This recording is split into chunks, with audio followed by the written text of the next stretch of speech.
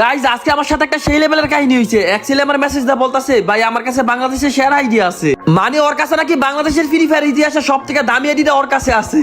আর আমি এখন গেমে ঢুকছি ওর গ্রুপে যাওয়ার জন্য, মানে বাংলাদেশের সেরা আইডিয়া দেখার জন্য আর কি।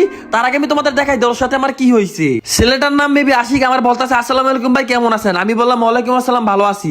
তারপর আমার একটা ভয়েস দেয়, সরি তারপর আমার দুইটা ভয়েস দেয়। লিউডিস ভাই, আমি আপনার অনেক বড় ফ্যান। আপনার এমন কোনো ভিডিও নাই যেটা আমি দেখি নাই। ভাই আমার কাছে বাংলাদেশের সেরা ফ্রি ফায়ার আইডিটা আছে। প্লিজ ভাই, আমার আইডি কালেকশনের ভিডিওটা আপনি একটু আপনার ইউটিউব চ্যানেলে ছাড়েন না, তাইলে সবাই আমারে চিনবো। আশা করি আপনি আমার কথাটা রাখবেন। প্লিজ ভাই, না করেন না, আমি আপনার একটা সাবস্ক্রাইবার। তারপর ওরা আমি বললাম, ভাই এখন আমি ফানি ভিডিও ছাড়বো, কোনো আজেবাজে কোনো ফালতু ভিডিও ছাড়বো না। ওই বললো যে ভাই আপনি এখন বড় হয়ে গেছেন, এখন কত কিছুই কইবেন। তারপর ওরা আমি বললাম, ভাই ফালতু কথা বলতেছে কেন? তাছাড়া তুমি আমার নাম্বার পাইলা কোথায়? তারপর ও বলে, ভাই এটা বলতে পারবো না, প্লিজ ভাই আপনার গ্রুপে নেন, ভাই আপনার পায়ে ধরি, আপনার গ্রুপে নেন না ভাই, ভাই প্লিজ আপনার গ্রুপে একটু নেন, আমার বিবেচের গ্রুপে যাওয়ার অনেক শখ। আমি তারপর ভাবলাম ওই যদি এত করে বলতে